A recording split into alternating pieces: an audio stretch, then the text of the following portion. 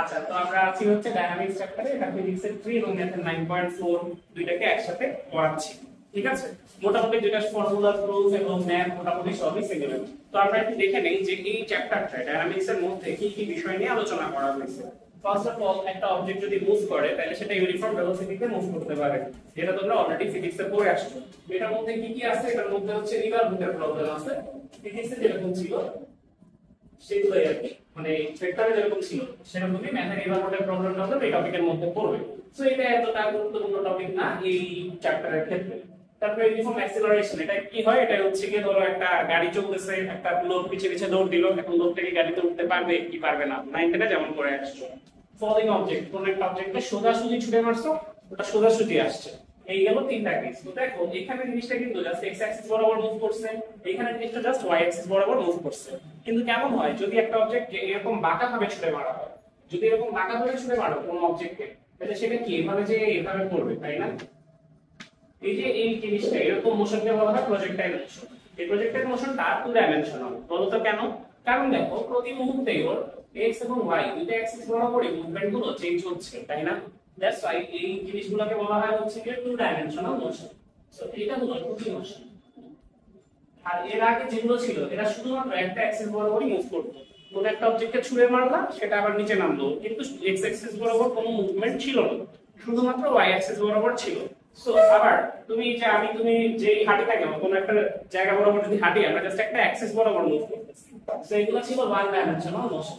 So আমাদের এখানে mainly যেটা আসে পরীক্ষায় সেটা হলো 2 ডাইমেনশনাল মোশন, এবং আরেকটা টপিক আসে সেটা হলো সার্কুলার মোশন। সার্কুলার মোশন তোমরা যারা নিউটনিয়ান মেকানিক্স পড়ছো তারা আবার এটা বুঝবা, কিন্তু এই প্রজেক্টাইল মোশনটা ফিজিক্স এবং ম্যাথ দুইটাতেই আছে।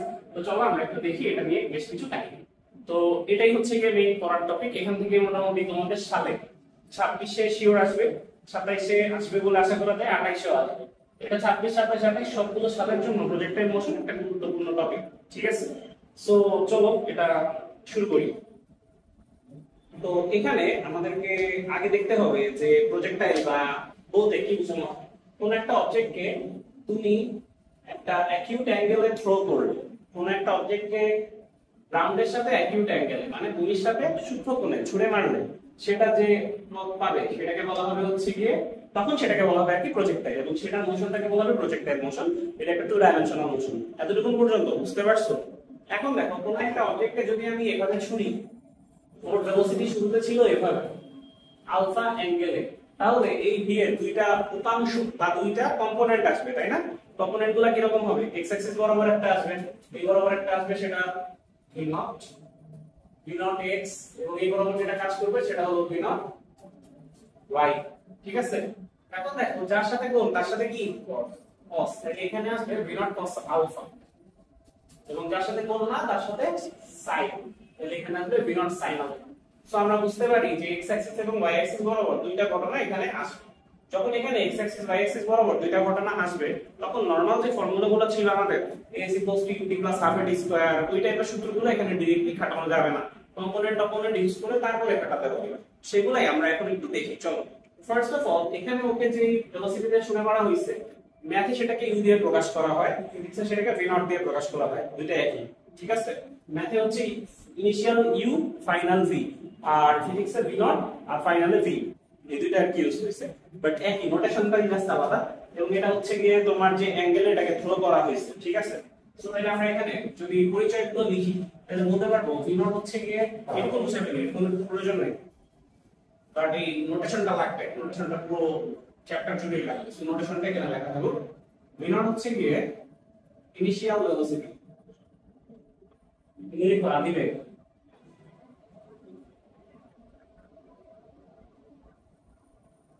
এটাকে আলফা দিবা না থিটা দিবা, কি কত ভালো লাগে?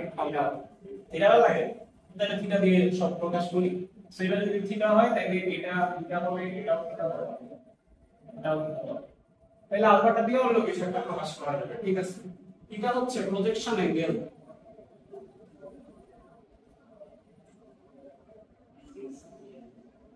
তারপরে দেখো এটা বেশ কিছু ঘটনা ঘটাবে। প্রথম কথা, এটা উঠতে এরকম একটা উচ্চতায় আসবে, এই উচ্চতাটাকে বলা হবে কি বলছো? Maximum height. ঠিক আছে, নিচে এটাকে প্রকাশ করা হবে h দিয়ে। So h max maximum height, projection অ্যাঙ্গেলের বাংলা হলো নিক্ষেপণ কোণ, ঠিক আছে। তারপরে দেখো এটা x অক্ষ y অক্ষ বরাবর কিন্তু ফাইনালি কোনো ডিসটেন্স অতিক্রম করবে না বলে আমরা ধরে নিব, শুধু ও যা অতিক্রম করবে সেটা হলো x অ্যাক্সিস বরাবর। x অ্যাক্সিস বরাবর টোটাল যে ডিসটেন্সটা অতিক্রম করবে সেটাকে তিনি প্রকাশ করা হবে r দিয়ে। r কে বলা হবে হরিজন্টাল রেঞ্জ বা শুধু রেঞ্জ, তুমি এটা বাংলায় বলা হবে পাল্লা, পাল্লা পাল্লা। এবং সবশেষে আরেকটা জিনিস, সেটা হচ্ছে ও কতক্ষণ বাতাসে ভেসে থাকবে, যতক্ষণ বাতাসে ভেসে থাকবে সেটাকে প্রকাশ করা হবে বড় হাতের টি দিয়ে। বড় হাতের টি কে বলা হবে এয়ার টাইম, বাংলায় কি বলা হবে উড্ডয়ন কাল। তো চলো শুরু করি। এখন আমাদেরকে দেখতে হবে যে কোন অ্যাক্সিস বরাবর ওর কি কি ঘটনা ঘটে, আর এছাড়া আরো কিছু জিনিস আছে। ধরো আমরা বলতে পারি ও তো কোন একটা সময় ও কতটুকু দূরত্বে আছে, তো সেটার জন্য যদি প্রকাশ করা হয় তাহলে ছোট হাতের y দিয়ে প্রকাশ করা হবে y অ্যাক্সিস বরাবর ডিসটেন্স কে, ছোট হাতের x দিয়ে প্রকাশ করা হবে x অ্যাক্সিস বরাবর কতটুকু ডিসটেন্স গেল, আর t টা সেক্ষেত্রে দেয়া থাকবে, ঠিক আছে। চলো আমরা একটু দেখি যে এখানে দুইটা অ্যাক্সিস আছে, তো দুইটা অ্যাক্সিস বরাবর এগুলোর আবার হিসাব আলাদা, দেখি কিরকম আলাদা। ধরো কোনো একটা অবজেক্টে যদি আমি ছুঁড়ে মারি তাহলে g কোন অ্যাক্সিস বরাবর কাজ করবে, গ্র্যাভিটি, গ্র্যাভিটি y অ্যাক্সিস বরাবর কাজ করবে, গ্র্যাভিটি কিন্তু x অ্যাক্সিস এর উপরে কোনো ইমপ্যাক্ট থাকবে না, তাই তো। তো আসো দেখি যে আমরা একটা দেখি along x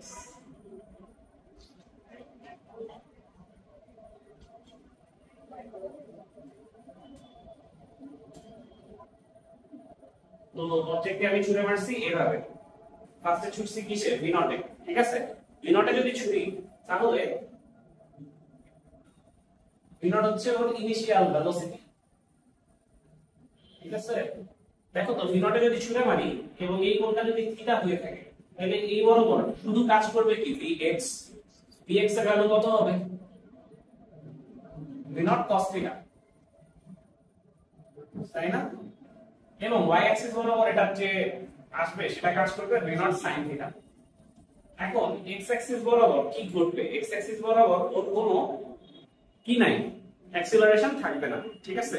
x অ্যাক্সিস বরাবর ও ইউনিফর্ম ভেলোসিটিতে মুভ করবে, এখানে ইউনিফর্ম v, আর y অ্যাক্সিস বরাবর ওর ইউনিফর্ম g, ঠিক আছে। x অ্যাক্সিস বরাবর g এর কোনো ইমপ্যাক্ট থাকবে না, y অ্যাক্সিস বরাবর থাকবে শুধুমাত্র, ঠিক আছে। তারপরে যদি দেখি আমরা ফাইনাল ভেলোসিটিটা, ফাইনাল ভেলোসিটিকে যদি v দিয়ে প্রকাশ করি তাহলে দেখো তো ওর কিন্তু ওকে যখন তুমি ছুঁড়ে মারবা প্রতি মুহূর্তে ওর অ্যাঙ্গেলটা চেঞ্জ হবে, তাই না। তাহলে বুঝছো প্রতি মুহূর্তে ওর অ্যাঙ্গেলটা চেঞ্জ হবে। তো ফাইনাল অ্যাঙ্গেলটা যদি x অ্যাক্সিস এর সাথে আলফা হয়, ফাইনালি ওর যে ডিরেকশনটা হবে সেটা যদি আলফা হয় তাহলে এইখানে আবার দুইটা ঘটনা আসবে, একটাই হবে v cos আলফা আর একটাই হবে v sin আলফা, ঠিক আছে। আলফা হচ্ছে গিয়ে ফাইনাল যে অ্যাঙ্গেলটা ও যে ক্রিয়েট কি করবে, ঠিক আছে। যদি আমরা দেখি অ্যাক্সিলারেশনের হিসাব,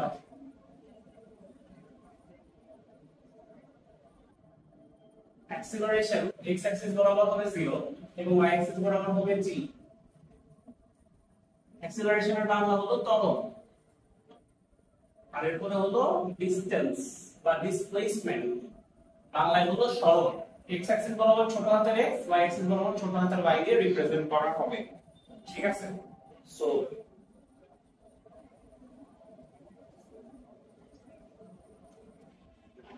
এই পর্যন্ত ওকে আগালো কস ছাড়াই, ঠিক আছে। একটা নিয়ে আগালো জেনারেল ইকুয়েশন,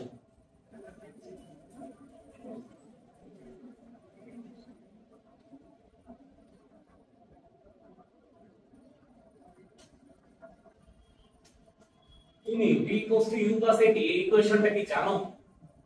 এটা হচ্ছে x অ্যাক্সিস বরাবর u plus at, আর যদি y অ্যাক্সিস বরাবর ছুঁড়ে মারো u minus dt বা u plus dt এরকম হবে। এখন যদি কোন একটা অবজেক্টকে এইভাবে ছুঁড়ে মারা হয়, এটা তো x এবং y দুইটা বরাবরই কম্পোনেন্ট কাজ করে, তাই না। তাইলে x অ্যাক্সিস বরাবর কি আসবে বলো তো, x অ্যাক্সিস বরাবর ভেলোসিটিটা কি ইউনিফর্ম, তাহলে প্রতিটা জায়গায় ইনিশিয়াল ভেলোসিটি সমান ফাইনাল ভেলোসিটি হইতে থাকবে, মানে ইনিশিয়ালি যা ভেলোসিটি নিয়ে থাকবে সেটা নিয়েই ও চলতে থাকবে, তাই তো?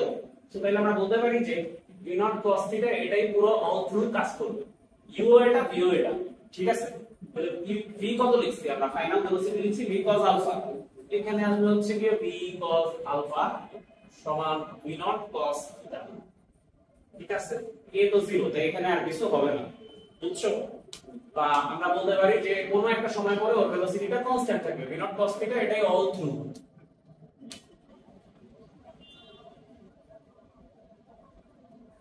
আচ্ছা, আর যদি y অ্যাক্সিস বরাবর হিসাব করি, y অ্যাক্সিস বরাবর ভেলোসিটি ওর ফাইনালি হবে হচ্ছে কি v sin alpha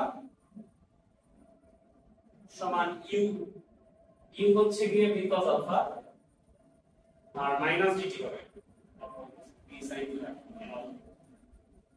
v sin theta minus dt। Minus কেন হইছে? কারণ আমরা উপরের দিকে পজিটিভ ধরছি, t কাজ করতেছে নিচের দিকে, ঠিক আছে? সো এখন এই দুইটা সূত্র দিয়ে তুমি কখন ইউজ করবা, কোশ্চেন দেখে তখন বুঝবা যে এই দুইটা সূত্র ইউজ করতে হবে, প্রশ্ন হলো সেটা। কেউ কি বলতে পারবা? প্রশ্ন দেখে কখন বুঝবা এটা ইউজ করতে হবে? যখন তোমার টাইম গিভেন, টাইম দেয়া থাকবে, v কত জানতে চাবে, v হচ্ছে ভেক্টর, v যদি জানতে চাই v এর ম্যাগনিটিউড এবং ডিরেকশন দুইটাই জানতে হবে, ঠিক আছে? v এর মান এবং দিক দুইটাই বলতে হবে। তো v এর মান আসবে হচ্ছে কি v আর দিক আসবে হচ্ছে কি আলফা, ঠিক আছে? সো ভেক্টর ভেলোসিটির ভ্যালু বের করতে বলতে কিন্তু v এবং আলফা দুইটাই বের করতে হবে। সো এখানে এই দুইটা ফর্মুলা ইউজ করে এই দুইটা করা যায়। এখন দেখো যে একটা নির্দিষ্ট সময় পরে এটা কত উপরে থাকবে বা x অ্যাক্সিস বরাবর কতটুকু দূরে যাবে সেটা যদি জানতে চাওয়া হয় তখন আমরা আবার এই ফর্মুলাটা ইউজ করব, x = ut + r2। এই ফর্মুলাটা থেকে কি আসবে দেখি তো, চলো এই ফর্মুলাটা থেকে আসবে হচ্ছে কি x অ্যাক্সিস বরাবর x = v0 cos θ * t, এখানে x অ্যাক্সিস বরাবর এর ভ্যালু 0, তাই এখানে আর এই পার্টটুকু থাকবে না, ঠিক আছে? আর y অ্যাক্সিস বরাবর কতটুকু আসবে? y অ্যাক্সিস বরাবর আসবে v0 sin θ t minus half dt square. কেন মাইনাস হলো? কারণ g উপরের দিকে পজিটিভ ধরে নেয়া, ঠিক আছে? সো এটা কি জানতে চাবে? এটা হচ্ছে কি তোমার ডিসপ্লেসমেন্ট বা সরণ জানতে চাবে। যখন ডিসপ্লেসমেন্ট জানতে চাই,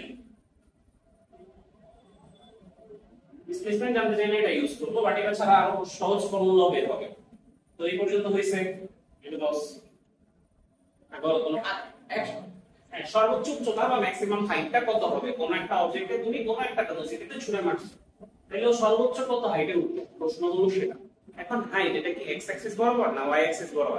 তো y অ্যাক্সিস বরাবর। তো আমাদের এখানে ভেলোসিটি নিব শুধুমাত্র vy, vx এখানে কাউন্ট হবে না, কথা বুঝেছো? vy আসবে। তো এখন নরমালি আমি একটা অবজেক্টে যদি এভাবে ছুঁড়ে মারি তাহলে সেটা সর্বোচ্চ কত হাইটে উঠবে? এটার ফর্মুলা কি ছিল? h = হ্যাঁ বল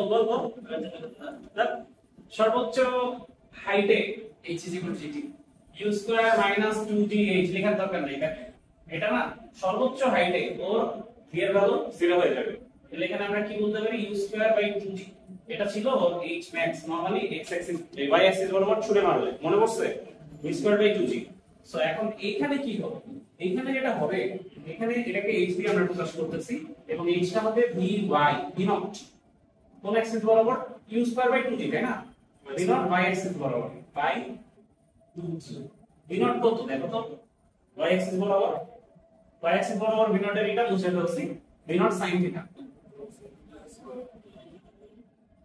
স্কয়ার বাই 2g বা v0 square sin square θ by 2g,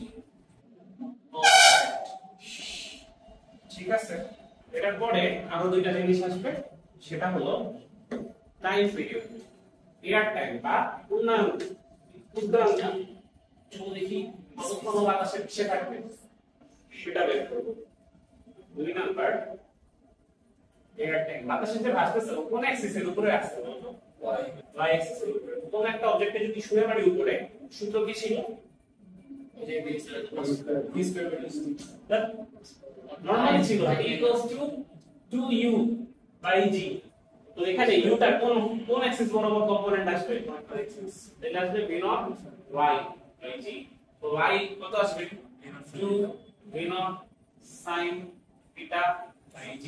এটা হলো এয়ার টাইমের ফর্মুলা। এবং সবশেষে আচ্ছা এয়ার টাইম যদি এটা হয় তাহলে এই ম্যাক্সিমাম হাইটে উঠতে লাগবে এই টোটাল টাইমের অর্ধেক।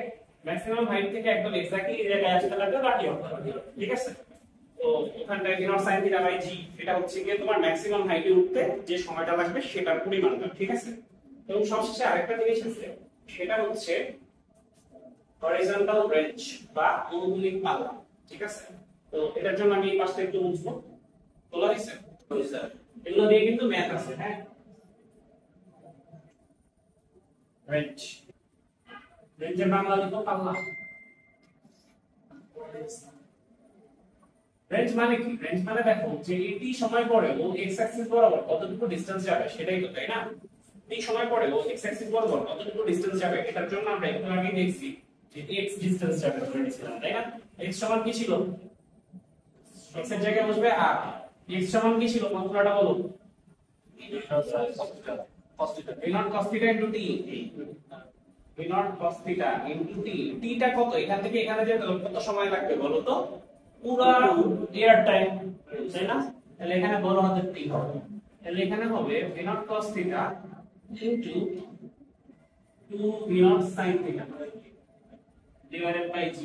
তো আমরা এখানে v naught আর v naught মিলাই বলতে পারি v naught square into 2 sin θ into cos θ by g। 2 sin θ into cos θ মানে পারে না,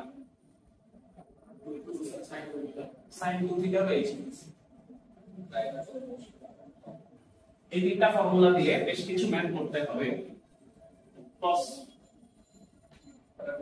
দেখো কি বলা হয়েছে যে একজন ব্যাটসম্যান, এই যে এখানে দাঁড়ায় আছে বললাম ব্যাটসম্যানটা, ওর কাছে বল আসছে, বল আসা মাত্র ও হিট করছে। হিট করার ফলে বলটা কি উপরে উঠে মাটিতে পড়বে। এখন ওর থেকে এই ব্যাটসম্যান থেকে 60 মিটার দূরে একজন ফিল্ডার ছিল। এই 60 মিটার দূর থেকে একজন ফিল্ডার রান করা শুরু করছে এটাকে ও ধরার জন্য। ঠিক আছে? এখন প্রশ্ন হলো যে এই ফিল্ডারটা কি বলটাকে ধরতে পারবে নাকি পারবে না, এটা হলো প্রশ্ন। ঠিক আছে? তাহলে আমাদের কি এটা কি হিসাব করতে হবে? প্রথমে বের করতে বলছে find the air time of the ball. Air time of the বলের জন্য আমরা এখানে কি বের করব? বড় হাতের টি ফর্মুলা ইউজ করব, তাই তো? তো সি নাম্বারটা আগে করি, তারপরে ডি তে যাচ্ছি। সি তে জানতে হচ্ছে টি ইকুয়ালস টু কত? টি এর ফর্মুলা কি নরমালি বলছ না স্যার? টি এর ফর্মুলা কি লেখা আছে জানা পারবা? 2v square sin θ। হ্যাঁ, 2v naught by sir 2u by g। হ্যাঁ, তো এখানে v naught এর ভ্যালুটা কত? v naught এর ভ্যালুটা হচ্ছে 20 মিটার পার সেকেন্ড। আচ্ছা স্যার, ক্যালকুলেটর বের করো। থিটা কত? থিটা হলো 30 ডিগ্রি। সো এখানে ভ্যালু বসাই দিলে উত্তর এসে যাবে না? এই উত্তরটা পরে ম্যাথে রাখবে, একটু বলো কত সেকেন্ড আসে। ঠিক আছে? আচ্ছা, মানে এই উত্তর ছাড়াও বলা যাবে, উত্তর দিয়েও করা যাবে। এখন দেখি যে বলটা কতক্ষণ পরে মাটিতে পড়বে আর কত দূর যাওয়ার পরে মাটিতে পড়বে সেটা দিয়ে আমরা হিসাবটা করব। কিভাবে বুঝলাম? কারণ দেখো ওর থেকে 60 মিটার দূরে ছিল একজন ফিল্ডার। ঠিক আছে? 60 মিটার দূরে যদি একজন ফিল্ডার থাকে তাহলে এখন দেখতে হবে যে ওই সময়ের মধ্যে ওই ব্যাটার কি কতটুকু মানে কভার করতে পারবে, এগুলো দেখতে হবে। চলো দেখি যে 60 মিটার দূর থেকে ও স্টার্ট করছে আর বলটা কত দূরে যেয়ে পড়বে ব্যাটসম্যান থেকে এটা একটু দেখি। কত দূরে যেয়ে পড়বে এটাকে আমরা কি দিয়ে প্রকাশ করি? রেঞ্জ। রেঞ্জ কি হরিজন্টাল রেঞ্জ বা আর এর ভ্যালুটা কত হয় বের করি। চলো 3 নম্বরে আর এর ভ্যালু আসবে হচ্ছে কি বলো বলো বলছ না? v naught square sin 2 θ by g। এখান থেকে আর একটা ভ্যালু বের হবে। আর এর যে ভ্যালুটা বের হবে এই ভ্যালুটা বল কভার করবে। ফিল্ডার ছিল এইখানে, ফিল্ডার ছিল 60 মিটার দূরে। আর কত আসছে বলো তো?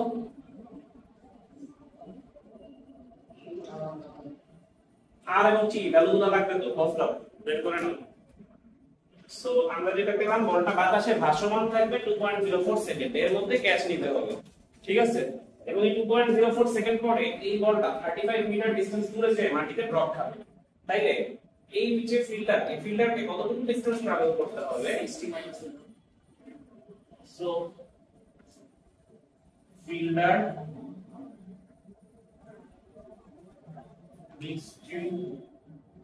রান কতটুকু ডিসটেন্স 60 মাইনাস 35.35 মিটার সমান কত আসে 24.65 মিটার ইন কত সেকেন্ড 2.04 সেকেন্ড 2.04 সেকেন্ড বাট এবারটা ভেলোসিটি তো দিয়ে দিছে 8 মিটার পার সেকেন্ড 2000 ভোল্টের মতো ঠিক আছে না একটু কম আছে ঠিক আছে তো এবারটা 1 সেকেন্ডে কতটুকু যাবে ডিসটেন্স ট্রাভেলড বাই হিম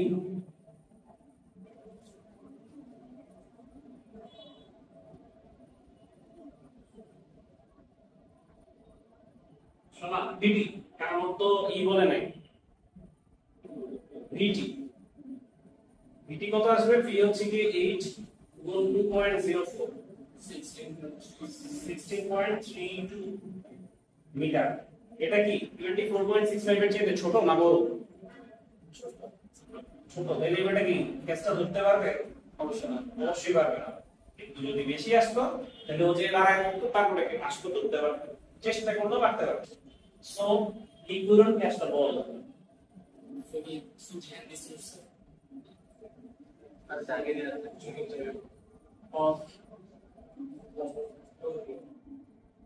এটা দেখো এখানে ভি এর ভ্যালু তো তুমি আর বাড়াতে পারবে না আর সবচেয়ে বেশি হওয়ার কন্ডিশনটা কি ভি এর ভ্যালু তোমার যা আছে সর্বোচ্চ ভি এর ভ্যালু তুমি কমাইতে পারবে না তুমি চেঞ্জ করতে পারবে অ্যাঙ্গেল থেকে তাহলে sin 2 থিটার ভ্যালু যদি সর্বোচ্চ হয় if sin 2 theta max sin 2 থিটার সর্বোচ্চ মান কত 1 এর 2 থিটার ভ্যালু আসবে হচ্ছে কি 45 ডিগ্রি সো এটা ব্যাটসম্যানদেরকে শেখাতে হবে যে 45 ডিগ্রিতে নামলে এটা বেশি দূর যেয়ে পড়বে সবচেয়ে বেশি দূর যেয়ে পড়বে ঠিক আছে এবং আরেকটা জিনিস হচ্ছে গিয়ে ধরো একটা অবজেক্টে তুমি 30 ডিগ্রি অ্যাঙ্গেলে ছুড়লা তাহলে সেটা যে ডিসটেন্সে যেয়ে পড়বে আরেকটা অবজেক্টকে 90 মাইনাস 30 ডিগ্রি অ্যাঙ্গেলে আলফা এন্ড 90 মাইনাস আলফা ওটা কি সব বলেছে ম্যাক্স কোথায় max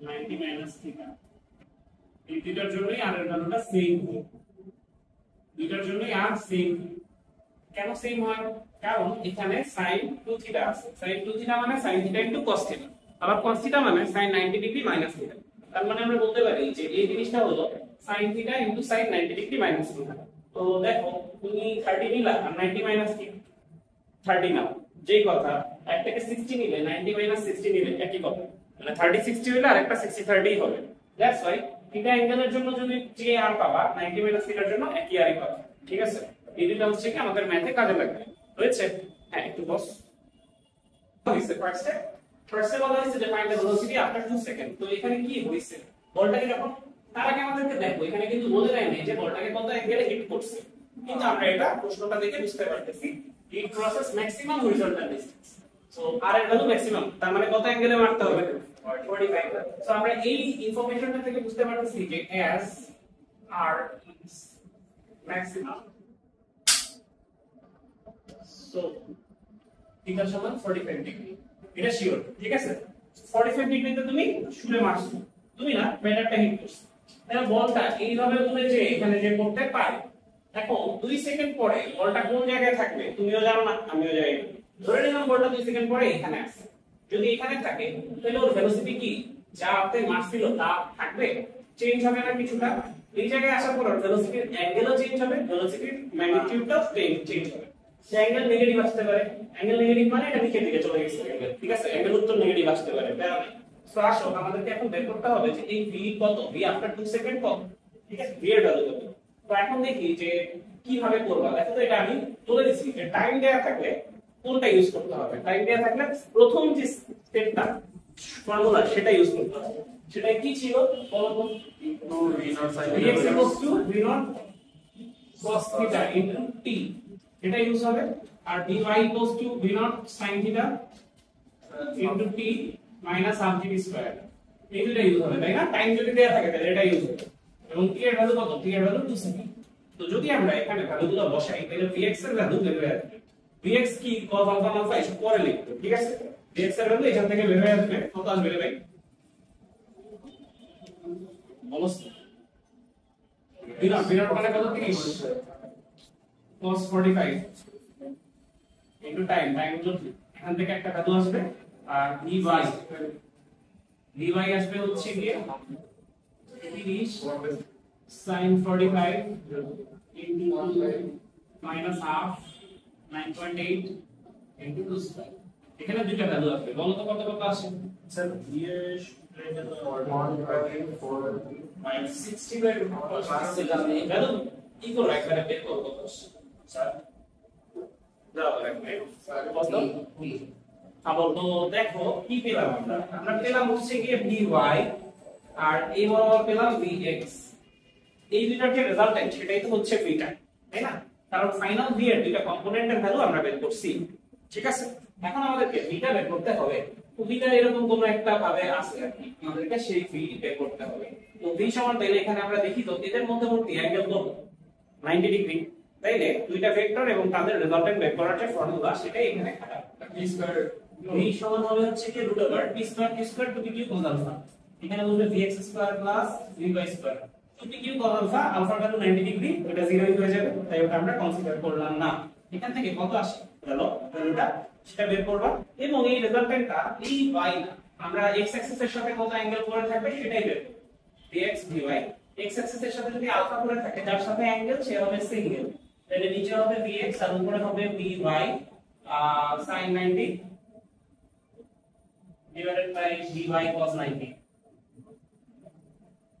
R tan theta equals to vy by vx ওটাই করলেও হবে যাই করো না কেন এখান থেকে কত অ্যাঙ্গেল আছে এখান থেকে পাচ্ছ তুমি ম্যাগনিটিউড এবং এখান থেকে পাচ্ছ তুমি ডিরেকশন দুইটা মিলায় তোমার অ্যানসার সি নাম্বারটা কিন্তু অনেক বড় বিশেষ করো ফার্স্ট দাও 28.28 ডিগ্রি এন্ড এখানে কত আসে 48.1 metre per second be very careful about the units তারপরে বলছে যে সেই লোকটা কি বলটাকে ধরতে পারছে কি বলটাকে ধরতে পারবে কি পারবে না এটা কিসের উপর ডিপেন্ড করবে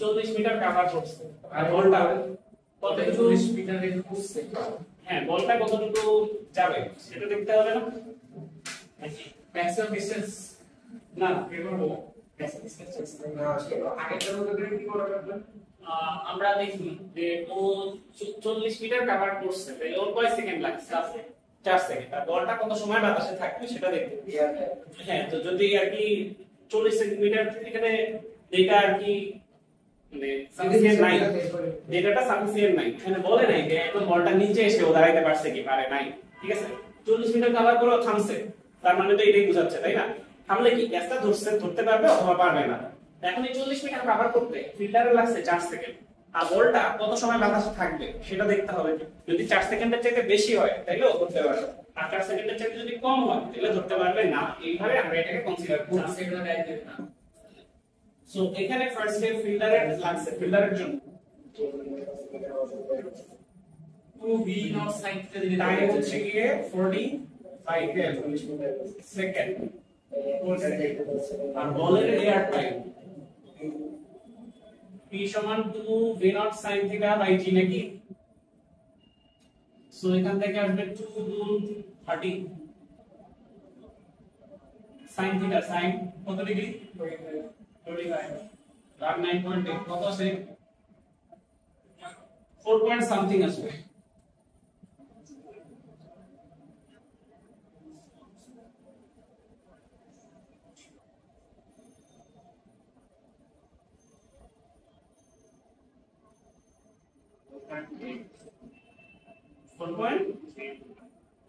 সেকেন্ড